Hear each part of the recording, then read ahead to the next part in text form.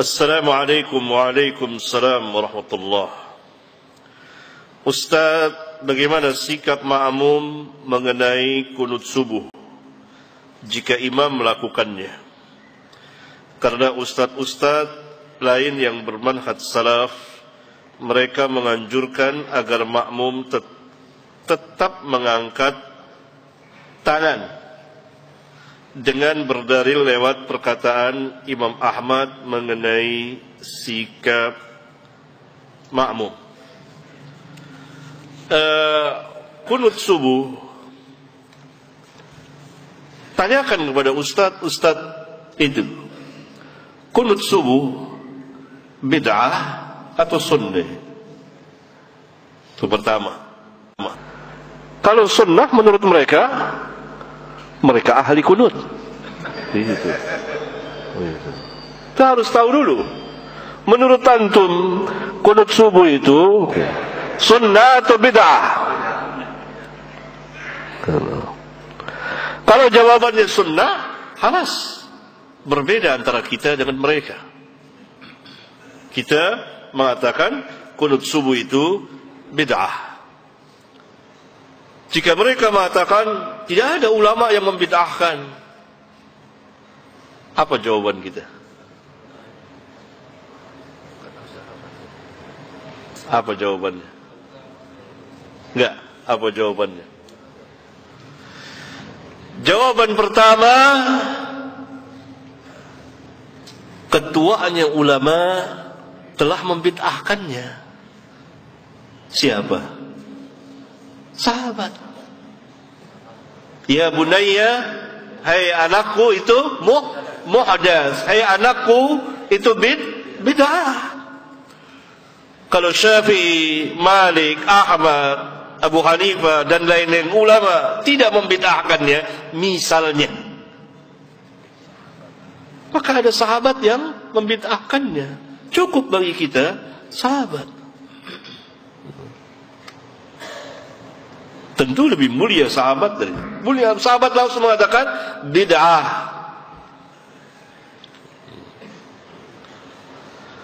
Ya. Nah, kalau jawabannya bid'ah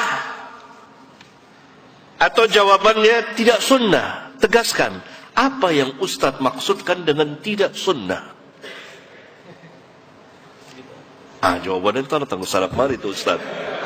Karena mereka dibina atas dasar taklid, maka dia cari-cari ke sono, nengok sana, nengok sini, nengok sana. Maksudnya cari ilmu. Kan suka begitu, jangan bilang bid'ah, tidak sunnah saja. Tanya, apa yang dimaksud dengan tidak sunnah? Dan yang menjadi lawan tidak sunnah itu apa?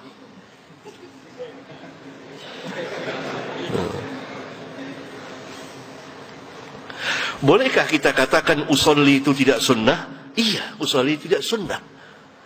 Boleh nggak kita katakan usolli itu bid'ah? Iya, boleh bid'ah. Berarti sama dong.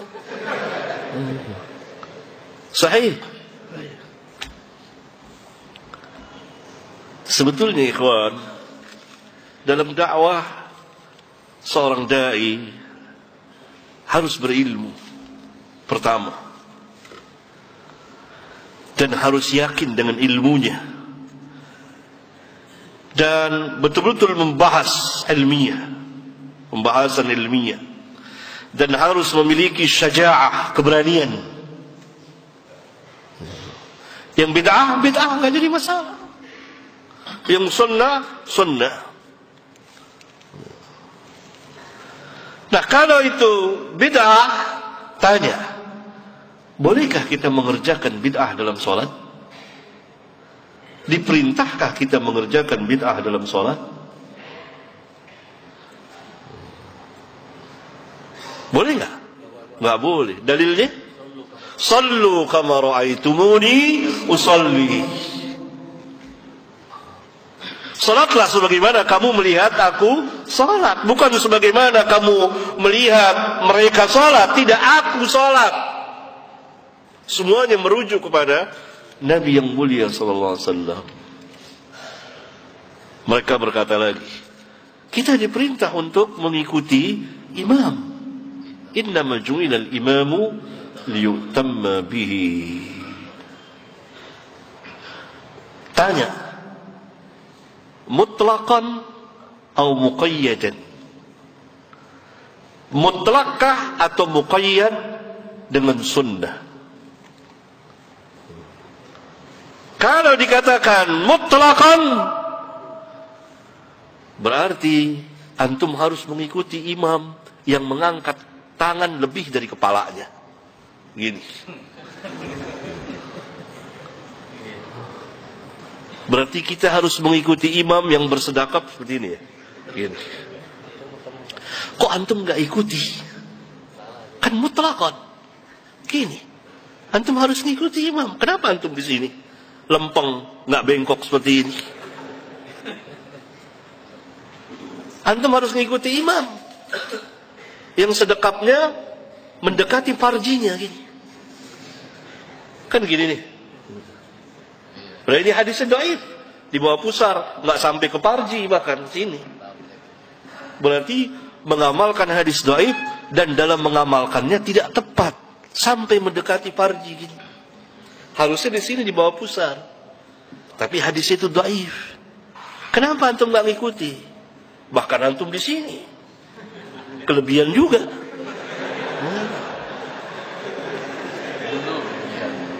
Sahih. Saya ajak antum bebas merdeka. Ini saya. Antum imma mau ikut ustaz lah, antum merdeka. Saya hanya mau bahas ini. Untuk para pelajar merdeka. Bahas sendiri antum. Antum bisa baca kitab. Berarti tidak mutlak. Lalu tanya lagi, oh kita kan pernah Nabi SAW salat 5 rakaat, sahabat ikut. Nabi lupa, itu bid'ah atau lupa? Bukan bid'ah, lupa, beda. Antum nggak bisa bedain antara lupa dengan bid'ah.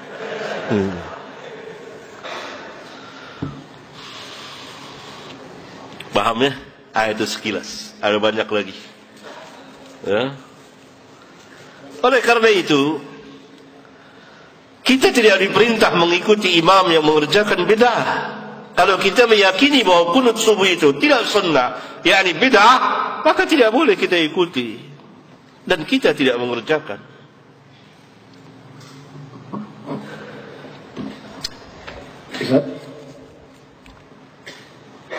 Bagaimana dengan dalih bahwasannya untuk menghindari mudarat yang lebih besar?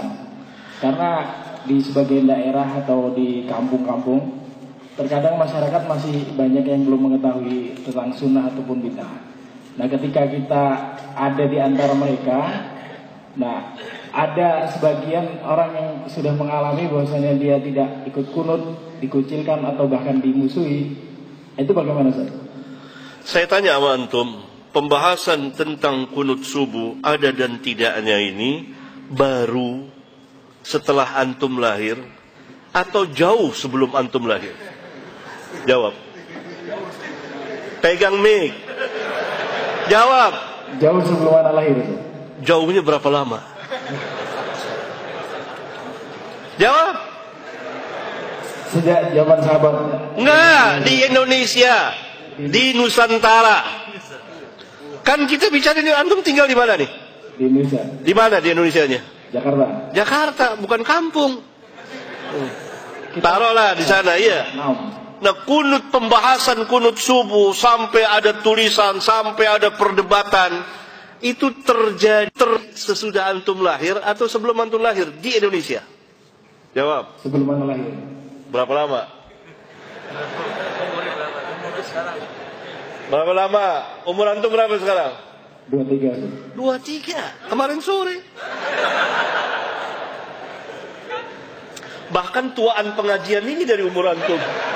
Tahun berapa antum lahir? 93. 93, tuaan setahun pengajian ini. Pengajian ini dimulai tahun 92. Antum belum lahir, tahun depan antum baru lahir, 93. Paham? Saya terangkan. Biasa ya. Jangan kecil hati antum, ini biasa. Ini majelis laki-laki. Bebas antum, bebas. Merdeka. Nah, jangan baper, jangan. Ya ini bebas mereka. Saya bukan marah sama antum, bukan ini, enggak. Biasa antum tahu semua. Ya ini pembahasan kunut subuh di negeri kita ini sudah 1 abad kira-kira. Dan itu dari awal tahun 19-an. Bahkan bapak saya aja belum lahir kali itu. Kakek saya, kakek antum sudah ada. Jadi bukan hal baru.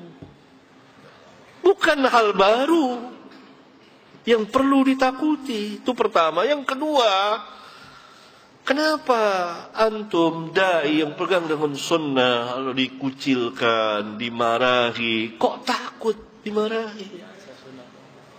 Hah? Ini sunnahnya para nabi dan rasul. Para nabi dibunuh. Lihat, Bani Israel membunuh para nabi. Ada dakwah biasa, hal biasa.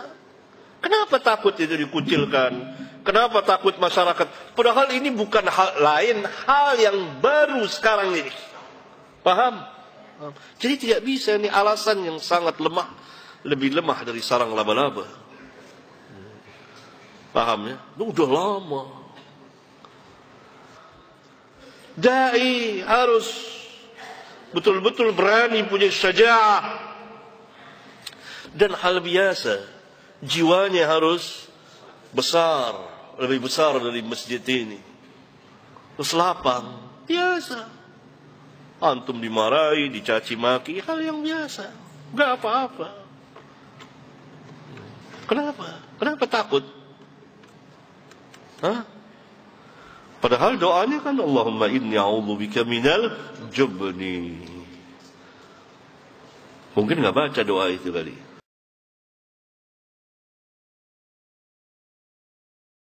Hukumnya kunut yang dikerjakan setiap subuh. Taib, Anda berbicara hukum, berarti saya mesti jelaskan turunan hukum. Ingat, bedakan ini ya, ada hukum dan sikap hukum, itu beda. Hukum dan sikap hukum. Kalau sikap hukum, itu pilihan seseorang untuk menentukan dan memilih hukum mana yang sesuai. Tapi kalau hukum saja, itu berarti semua turunan hukum yang dipesankan oleh Al-Quran dan Sunnah. Misal, hukum tentang bismillah, itu bisa dibaca 4 cara dalam sholat. Seperti saya terangkan tadi malam. Bisa dijaharkan, disirkan, tidak dibaca sama sekali, atau dibaca rakaat pertama, selanjutnya tidak. Tapi sikap kita terhadap itu memilih salah satu. Itu sikapnya. Nah, kadang-kadang mohon maaf, kalau hukumnya sudah ada pilihan, tapi sikap hukumnya berbeda, sepanjang dalam kerangka hukum itu tidak perlu kita kemudian berselisih. Sepanjang dalam kerangka hukum yang sama. Karena kita tidak mungkin memaksakan seseorang selalu sama dengan kita. Kecuali kalau pada hukum yang sifatnya satu dalil, satu contoh, dan tidak ada sikap lain kecuali itu saja. Seperti saya terangkan dalam kesempatan tadi malam. Nah, sekarang tentang kunut. Kisahnya dimulai di saat Nabi SAW dalam fase dakwah, ya, di awal-awal masa Islam di Mekah, tiba-tiba kedatangan tamu dari distrik Bi'ur Ma'unah. Bi'ur Ma'unah agak banyak ini. Ya.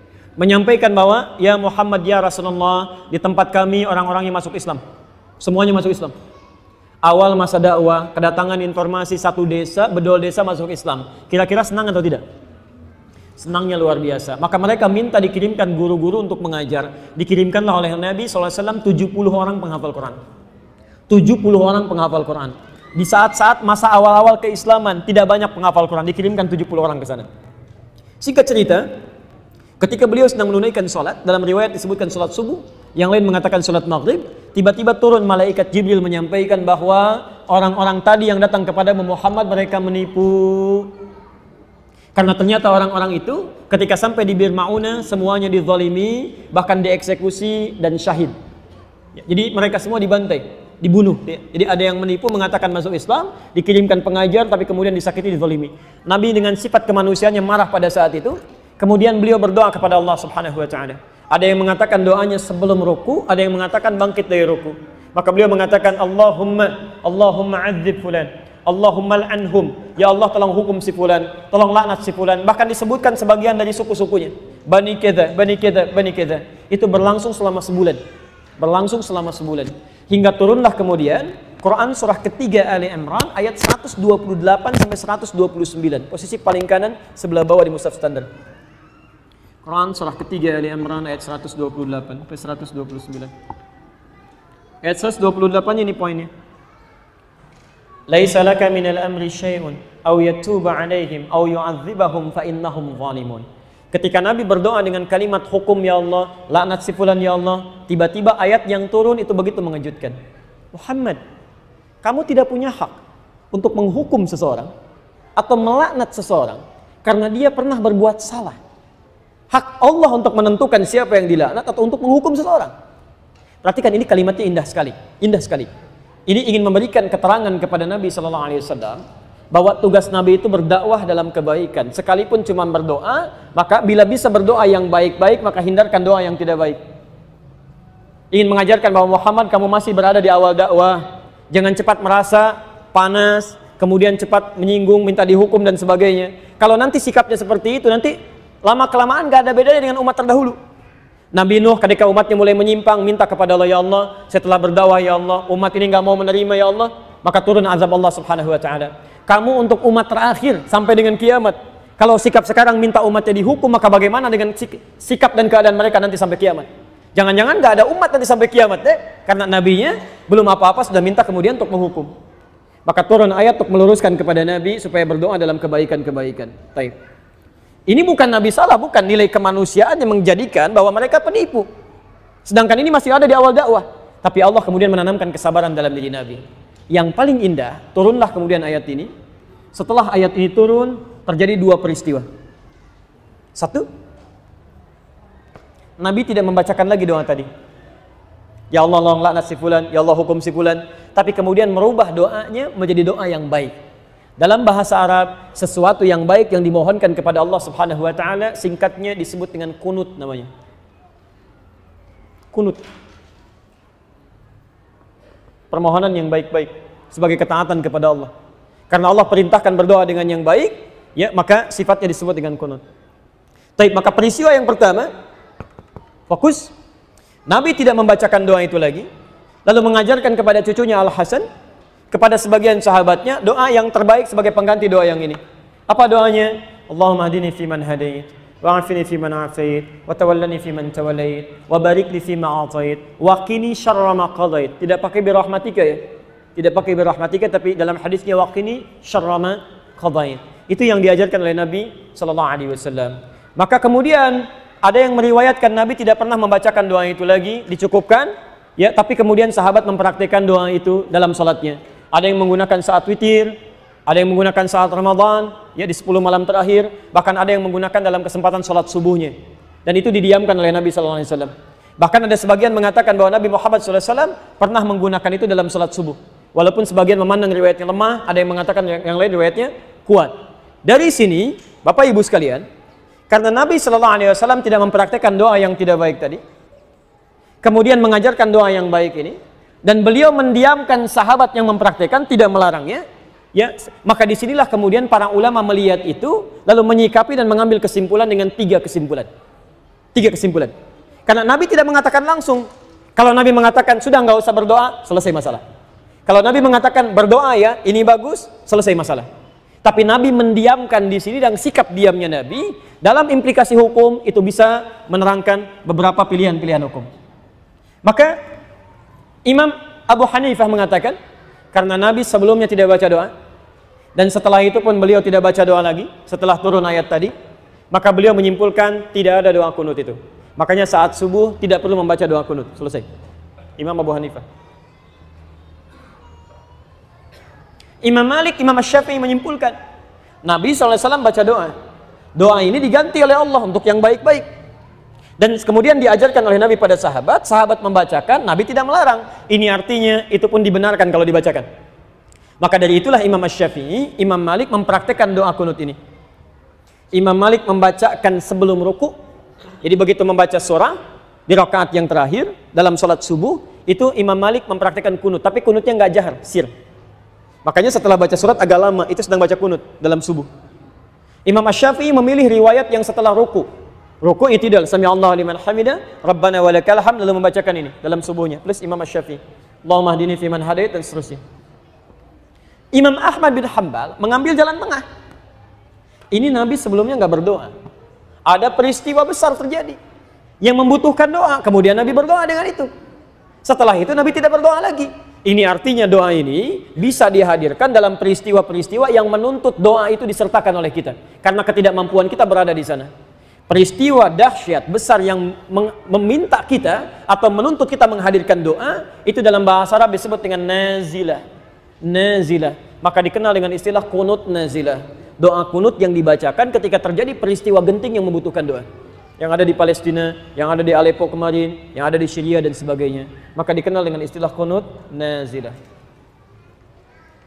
Tiga-tiganya disepakati oleh para ulama, baik di zaman itu sampai di zaman kini. Ini ijtihad para ulama yang dibenarkan dan sah dilakukan ketika memilih satu di antara ketiganya. Karena Nabi memang memberi peluang yang sama untuk bisa mengerjakannya atau tidak sama sekali. Jadi, di masa bahkan Imam Asy-Syafi'i, beliau pernah berkunjung ke tempatnya Imam Abu Hanifah setelah beliau meninggal. Masya Allah Pak, Imam Syafi'i kunut, Abu Hanifah dan muridnya tidak. Begitu sampai ke tempat Imam Abu Hanifah, murid Imam Syafi'i mengatakan, ketika Imam Syafi'i diminta jadi imam, Syekh tafadhal, taumu bin nas, tusalli bin nas, Anda jadi imam. Murid Imam Syafi'i mengira Imam Syafi'i akan kunut. Mereka mengatakan pendapat kita akan unggul di sini. Tapi ternyata ketika sholat subuh, Imam Syafi'i tidak kunut. Tidak kunut. Apa kata muridnya setelah sholat? Syekh, lima lam taknut, kenapa Anda tidak kunut? Kata beliau, saya menghormati pendapatnya Imam Abu Hanifah yang berlaku di tempat ini. Masya Allah. Imam Syafi'i kunut, tapi ketika berkunjung di tempat yang tidak kunut, beliau tidak mempraktikkan kunut. Imam Ahmad bin Hanbal juga, Masya Allah, beliau kunutnya nazilah. Tapi ketika beliau berada di tempat Imam Syafi'i, beliau kunutnya kunut seperti biasa, bukan nazilah lagi. Jadi di sini indah sekali. Para ulama saleh, hafal Quran, menulis kitab hadis, dekat dengan Allah, saling menghormati satu sama lain. Walaupun beda pendapat, tapi masih bisa minum teh sama-sama, tersenyum sama-sama, dan ada dalam kebaikan. Antum bukan imam besar, jadi makmum juga jarang, hafal Quran juga tidak, hadis belum dituliskan, Masya Allah. Kenapa masalah ini jadi pada ribut? Yang kunut benar, yang tidak kunut benar, yang salah, yang tidak sholat subuh. Selesai. Apa hukum kunut?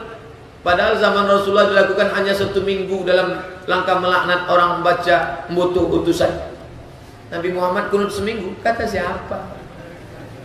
Buka kitab Al-Um. Al-Um punya siapa? Imam Syafi'i. Imam Syafi'i itu gelarnya apa? Nasirus Sunnah, penolong sunnah. Apa kata Imam Syafi'i dalam kitab Al-Um? Sebelum terjadi nazilah, dai yang dibunuh itu, Nabi sudah kunut tiap subuh. Nabi sudah kunut tiap subuh. Tiba-tiba ketika dikirimnya dai itu dibunuh, disitulah baru datang kunut nazilah. Nazilah, peristiwa besar, musibah, barulah dia melaknat selama 1 bulan, bukan seminggu. Ini kenapa dipres jadi seminggu nih? Sebulan dia melaknat. Allahumma alhan Ri'il, Allahumma alhan Zakwan, Allahumma alhan Usayah, laknatlah Bani Ri'il, laknatlah Zakwan. Ri'il yang sudah menyembelih ustaz-ustaz yang kukirim, potong dia, hancurkan dia, binasakan dia ya Allah. Setelah 1 bulan Nabi berhenti, bukan Nabi berhenti berkunut.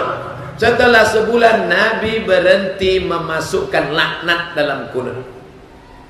Baca baik-baik tentang kunut subuh dalam kitab 37 masalah populer. Sudah saya tulis. Jadi bukan Nabi berkunut cuma sebulan. Nabi berkunut dari awal sampai akhir, tapi selama sebulan itu ada laknatnya. Summa tarakahu, kemudian Nabi meninggalkan, bukan meninggalkan kunut, meninggalkan laknat. Laknatnya tinggal, kunutnya tetap. Tapi saya tak fanatik dengan kunut. Kalau imam saya kebetulan mazhabnya bukan mazhab Syafi'i, yang tak berkunut mazhab apa? Hanafi dengan Hambali. Hanafi Hambali tak berkunut. Saudi Arabia kenapa tak berkunut? Karena Saudi Arabia itu mazhabnya Hambali. Sejak kapan? Sejak 1924. Karena King Abdul Aziz itu mazhabnya Hambali. Sebelum itu Syafi'i. Syarif Hussein mazhabnya Syafi'i. Syarif Aunur Rafiq mazhabnya Syafi'i. Kudeta, digulingkan, kabur mereka pergi ke Irak. Maka berkuasa King Abdul Aziz. Yang sekarang ini siapa? Anaknya Abdul Aziz. Namanya siapa? Salman bin Abdul Aziz.